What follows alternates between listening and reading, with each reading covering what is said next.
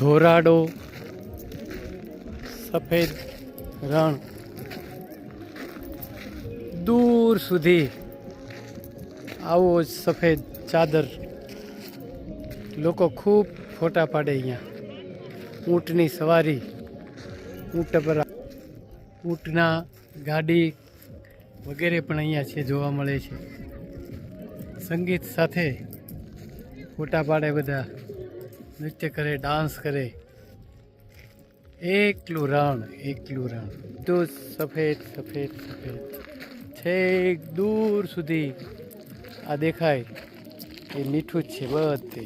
જો કેવું છે મીઠું, જો એકદમ સફેદ, દૂર સુધી નજર પહોંચે ત્યાં સુધી એકલું મીઠું. જો મીઠામાં લોકોને મીઠામાં મોજ કરાવી દીધી.